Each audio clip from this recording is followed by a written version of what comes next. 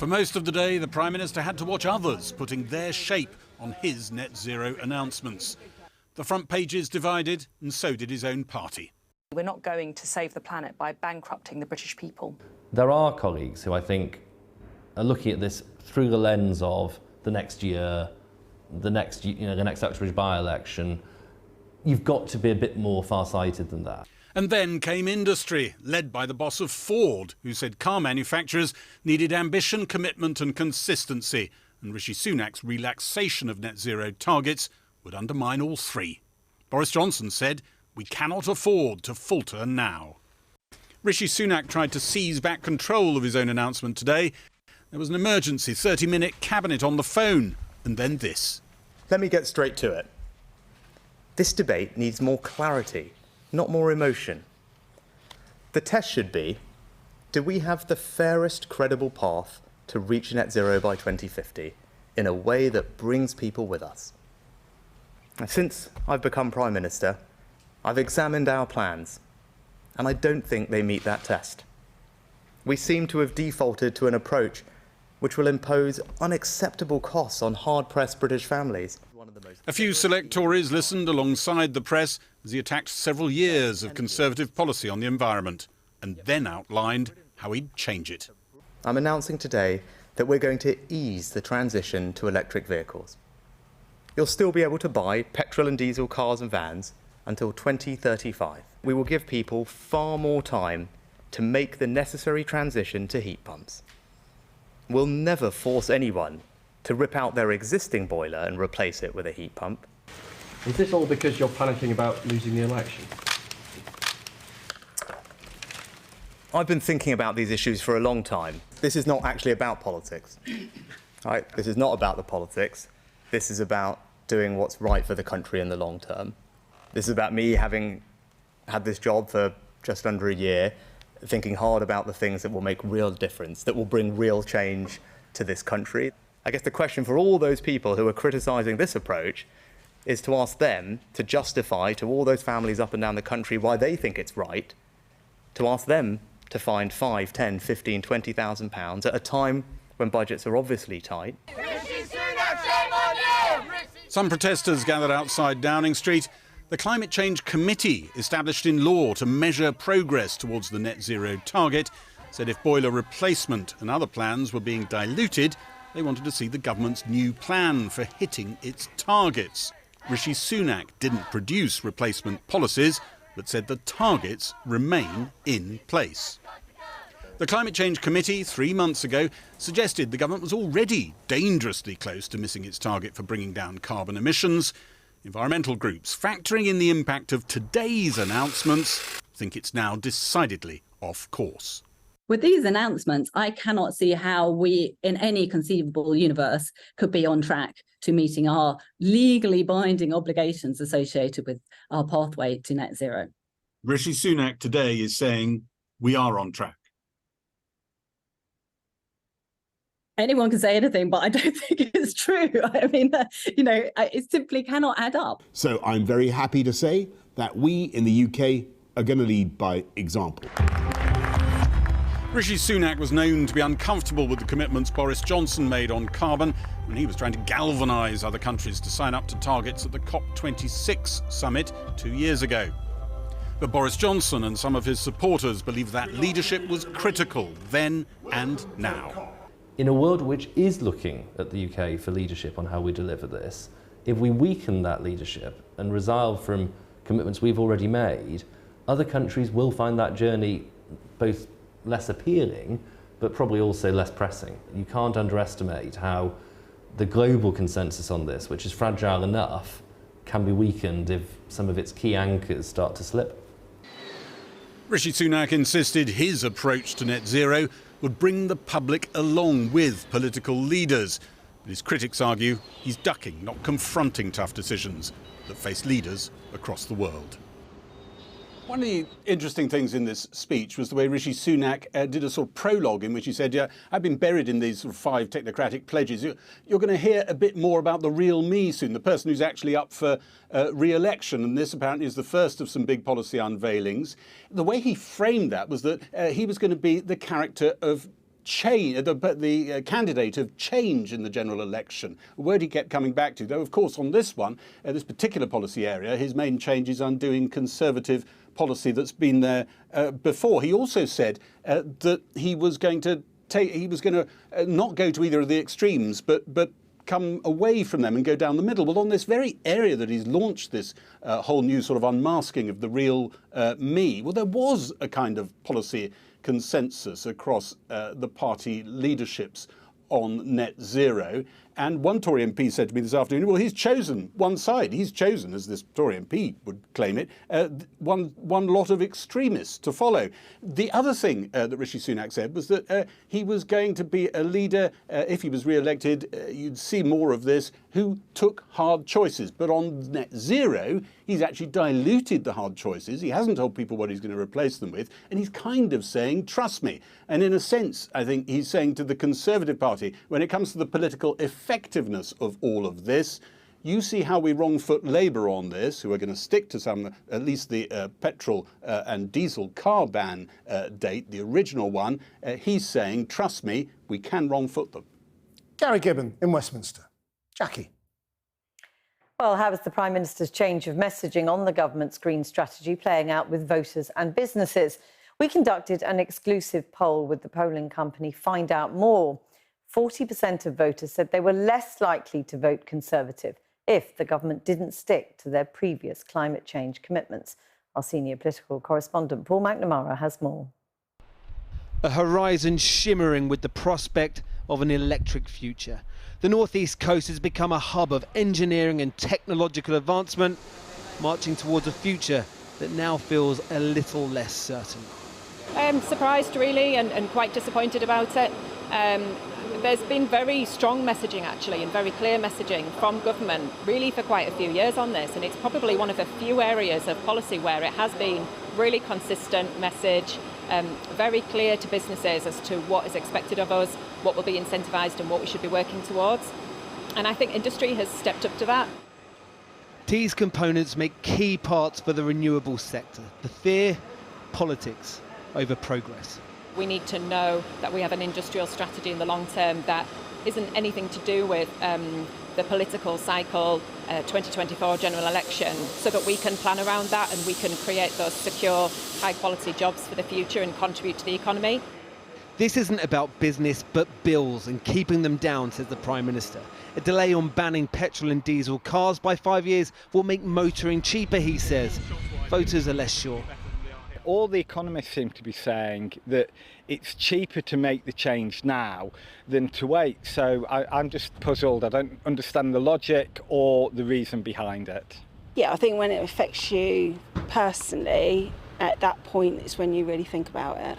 Gut feeling is good idea.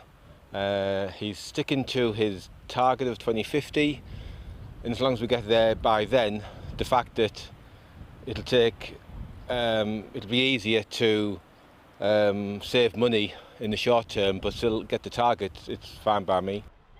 Those voices, though, are echoed across the nation.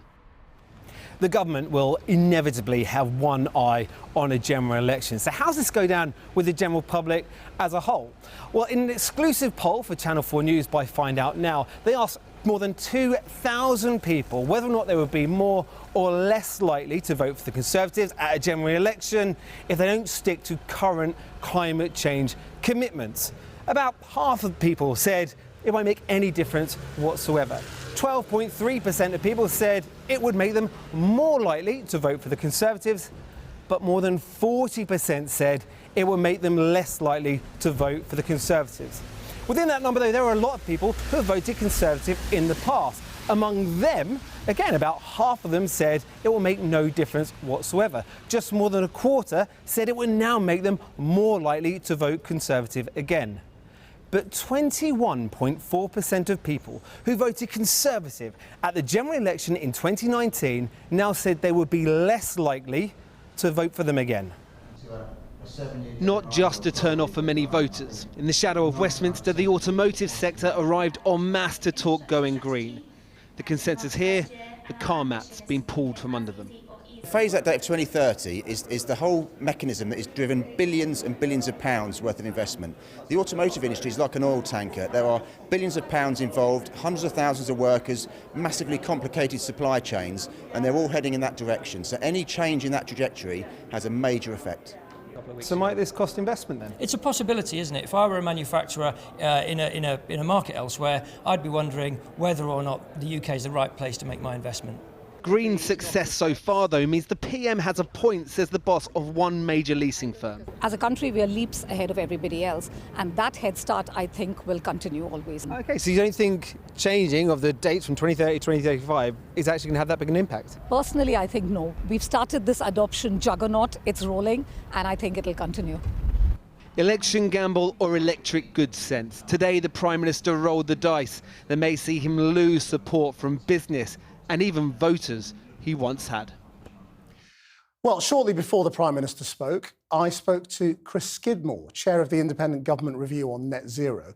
And I started by asking for his reaction to Rishi Sunak's plans to delay net zero policies. Oh, well, I obviously think it's incredibly disappointing and the wrong decision at this particular moment in time to destabilise, place additional uncertainty on key industries that had already begun to commit and invest on the net zero pathway, on recognising that we needed to decarbonise transport, which is like one of our largest emitting sectors, by focusing on production of electric vehicles. This is about jobs, this is about industry, this is about economic growth. And having this lack of certainty, clarity and consistency from government is just going to mean that we're not going to see the same levels of inward investment coming into this country that we could have seen. We've heard the Home Secretary today saying, well, the target remains 2050. So, everything will carry on. No, I mean, this sort of tomorrow and tomorrow and tomorrow strategy, is ridiculous. Because net zero is not about 2050. If we can't meet our 2030 targets, we're not going to make 2050. You can't just kick the climate can down the road and think it's all going to be fine. There is a gradated balanced pathway that the Committee on Climate Change, our top scientists across the country, have worked out. You can't turn around and say that somehow there's a different strategy. The 2010 government put the brakes on, said, you don't save the planet by wrecking the economy, which is pretty much what Suella Braverman was saying again this morning, without seeming to understand what the impact of that was. In a way, she's absolutely right that obviously you don't wreck the economy. The saving the planet is saving the economy because the new economic reality is that there is no economy without a green economy. We are living through an international energy transition where you've got 93% of global GDP signed up to a net zero target. This is happening. And regardless of what politicians think or say, markets will decide this. And some of the announcements made by politicians this week will mean that those markets will move elsewhere. And that's the challenge that we've got to be open and honest about, thinking that somehow this is a cost. The cost is one of delay. The Net Zero Review set out, actually, when you look at our debt to GDP ratio, it increases by 28 basis points if we delay these measures by an additional 10 years. And we're going to lose all this opportunity to bring economic growth to the UK, up to £1 trillion worth of inward investment, up to 480,000 new additional jobs. And you're absolutely right, compared to what David Cameron did in 2014, when he said we're going to cut the green crap. If the measures that we were introducing on insulation, 2 million retrofits took place in 2014. It's now down to 100,000 last year. If we'd kept up that 2 million figure, we would have saved £5 billion on bills every year. And that's the reality of what we're facing now. So what do you think is really going on here? I mean, it's tempting to think that this is a Prime Minister who thinks he's going to lose the next election and is just trying to sort of limit the damage by appealing to a small constituency of people who would be opposed to these measures.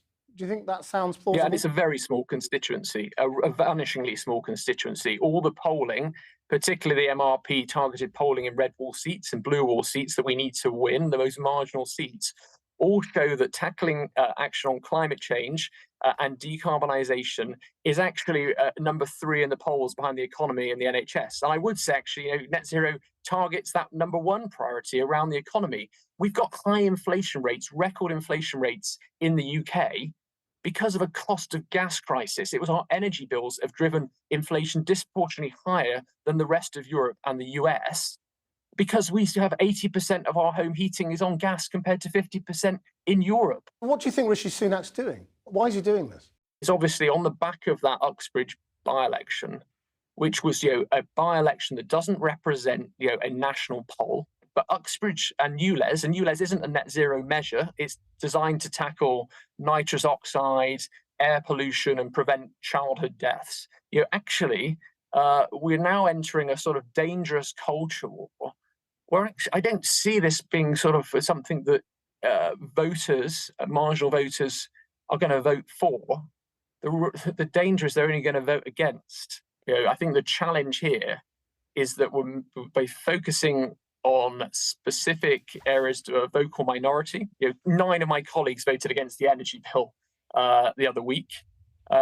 We are, making a huge strategic mistake. Chris Skidmore, thank you very much. Thank you.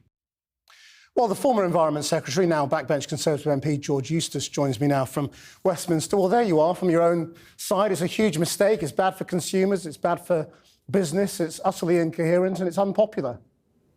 Well, I take a slightly different view to Chris Skidmore on this. I mean, I'm somebody who's passionate about net zero, passionate about identifying the right pathway to get there.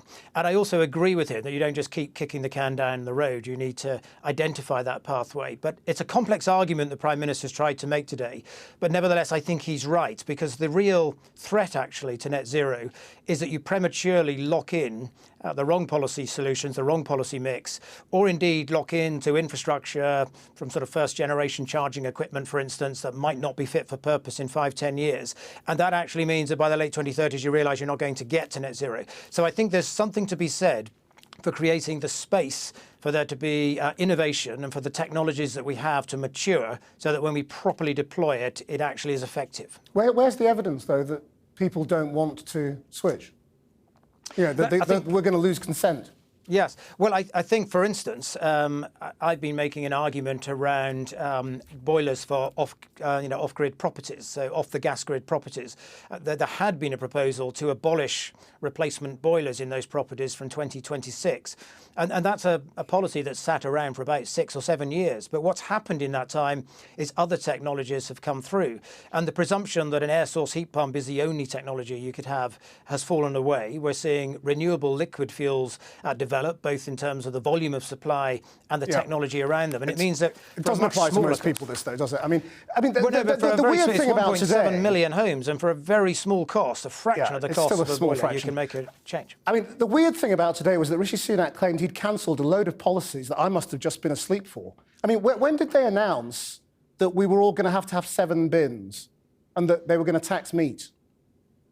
Well, there have been proposals from a number of reports. So there was a Henry Dimbleby report that said we... No, when did the government say it was going to do it? The government hasn't, but the Climate Change Committee has. And so the government, and including in my time, was endlessly assailed by the Climate Change Committee to do things, some of which actually Climate Change Committee is independent of government. Rishi Sunak claims that he cancelled government plans.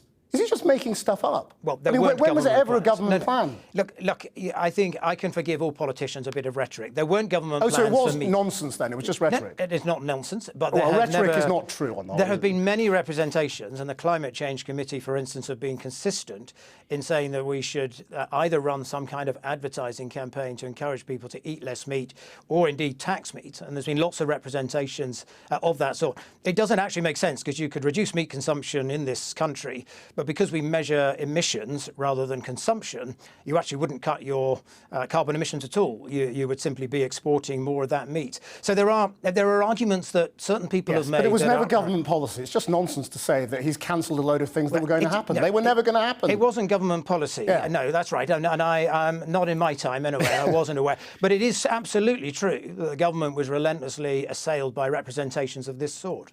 Right. Fine. Well, I mean, the other thing that he says is that he's going to now exempt 1 in 5 properties from from the sort of the ban on gas boilers from 2035, new gas boilers from 2035. So that means 1 in 5 properties will then have to bear the entire cost of the full gas infrastructure network. I mean, their bills are going to be ridiculous.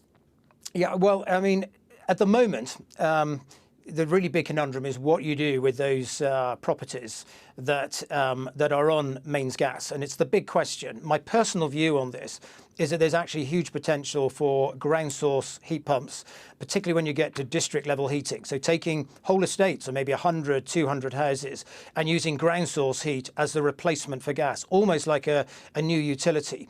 But there will be some homes that obviously are not close enough or clustered enough to ensure that you can have that kind of new utility infrastructure put in place. And then you will need some alternatives for that. And where you've got an existing gas infrastructure, well, yes, that may be something you rely on for those remaining homes. Can I just ask you about that poll that we put out tonight? You know, it's very unpopular, even with Conservative voters. You know, the fact is Britain's changed and people want transition to net zero and they want credible plans to meet them. And they know that if you say, oh, we're going to have the target, but you scrap the plans, it's a load of rubbish. Well, I don't accept. I think if you ask that kind of question of people, they will read into that you're abandoning our commitments on net zero, and the government's not done that. Indeed, Rishi Sunak today also announced, new investment in things like R&D, which I think should be welcomed, because what the UK can give the whole world in terms of efforts to decarbonise is our scientific expertise, and we should be doing more in that space. So I think if you ask people the question in the form you did it, and I did hear that in your package earlier, they will read into that it's an abandonment of the pledge, which it isn't. It's really just a refinement of the path to get there. A refinement of the path. George Eustace, thank you very much. That's how I see it anyway. OK, thanks. Thank you. Well, while Rishi Sunak was making his speech in Downing Street, world leaders gathered at a UN climate summit. Critics have already criticised the British Prime Minister for not being there. So how is this playing out on that stage? Alex Thompson, our chief correspondent, is with me. Frankly, Christian, it's bombed. I mean, reactions going from mild incredulity to utter amazement. Senior Green Tories like Zach Goldsmith, Chris Skidmore, who we've just heard from, Alok Sharma, looking like sidelined, lonely people at that UN climate conference now. Sharma 2 years ago was leading the world at the Glasgow COP, you'll recall, on exactly these issues. They're also aware, and they are saying, this is bizarre, Sunak talking about his commitment to net zero, it's like saying you're committed to the speed limit. It is a legally binding commitment. The government, as Lord Deben, a former climate advisor, pointed out only today, is already in court over this. They're going to be right back there for more. But move away from the politics for a moment to the physics. These images, let's look at them. We're all grotesquely familiar with this. Greece on fire, Manhattan shrouded in smoke from Canadian bushfires, the appalling images of Derna in Libya recently. The physics say we must cut carbon 45% by that year again, 2030. We're talking about it in the car issue tonight. If we don't do that, we won't make net zero. We appear, the government denies it, to be going in the other direction. And what are the global investments and green market implications? Well, it's extraordinary. I mean, trillions of dollars flowing in via the US Inflation Reduction Act, the IRA, into green technology, everything, hydrogen, solar, renewables, you name it. The same as the EU. They're trying to play catch-up and doing it pretty effectively. But China has got a monumental commitment to renewables, although still the biggest polluter we know. Business globally needs stable governments to provide the frameworks for their investment. Right in the UK, they're not getting them. They are almost everywhere else. I mean, look at what's happened just recent past. We had the latest licensing round for offshore wind. Nobody applied because the government's pricing was a complete fiasco. Only yesterday on this programme, we were hearing from the CEO, the key CEO on the government's carbon capture scheme, the government's favoured project, begging for consistency, begging to stop the shilly-shallying and the delays. I'll leave you with one thought. 10 months ago, somebody said very publicly, we must keep our climate commitments and targets because it's morally, but also economically right to do so. That was Rishi Sunak. Alex Thompson.